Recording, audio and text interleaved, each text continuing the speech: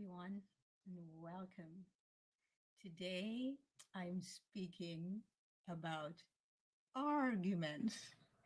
Yes, something that to me defies all comprehension. So, why do we argue so much? Why is it that human beings, particularly, find the time, make the time, and spend the time to argue so much?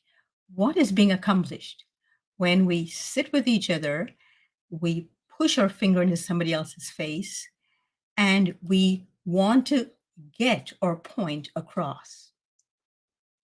What do we get from that? How does that elevate us to a higher and deeper sense of our true value? I am not saying that there are not arguments that have some validity, like political arguments, things like that. However, when we live our lives by arguing, what we've done is set up an entire lifestyle of constantly being in conflict with each other. And the worst thing for me, and this is the one that really assuages our spirit, the true human spirit, we have a need to be right. What is this need to be right? We call other human beings wrong and we call ourselves right.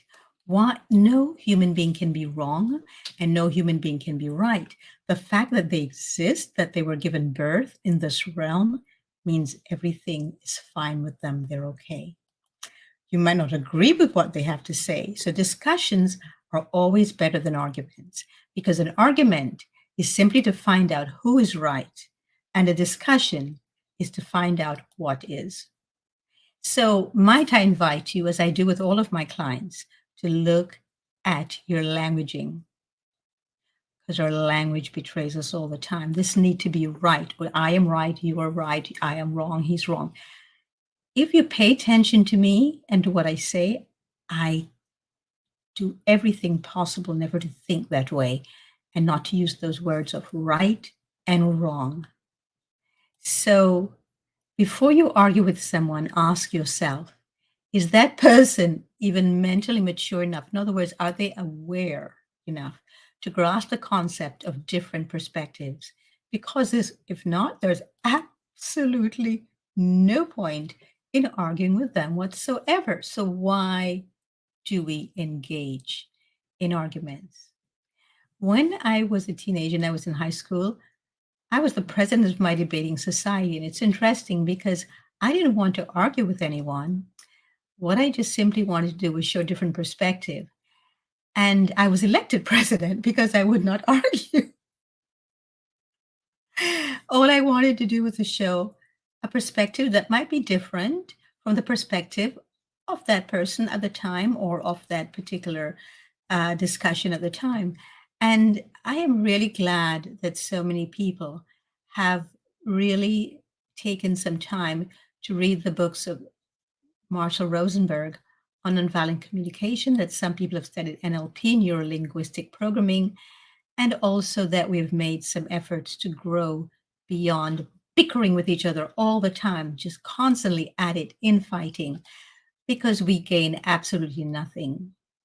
So if you want to debate somebody, you can do it in a formal in a formal manner, I think, because in truth, discussions are always better than arguments anyway. And I do not see the point of living our lives being this way. It just doesn't really matter if you think somebody has something to say or believe or think that doesn't agree with you. You know, the only phrase that I've ever really, really liked is let's agree to disagree. So, what if we disagree? Can't we also still be civil with each other and even like each other? Maybe even still love each other? We're not meant to all think the same, feel the same, and we're not at different areas of growth in our lives. As we grow more fully into ourselves, into the full expansiveness of our being, we begin to realize that certain thoughts and belief systems we had, we now need to let go of because our perspective has changed. So why are we arguing with others when we haven't grown fully into ourselves yet? We only grow fully into ourselves in this lifetime when we leave this life. This is my own opinion. And if you'd like to argue with me about it, you're welcome to do so, but I will not take part in an argument because I don't see the point of arguing. So I trust that this will be of some assistance and help to you. There is no point at all in arguing. Simply listening will do far more than bickering and arguing. Listen to what the person is feeling. Listen to the pain behind it. Listen to the needs of that person behind it and simply observe.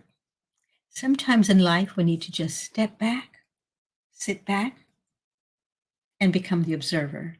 That is where wisdom comes in. That's where love flows. So I invite you today to think about every argument that you've tried to win. I don't understand this concept of winning an argument. There's no winning for anyone. If we're just bickering and arguing for the sake of feeling right.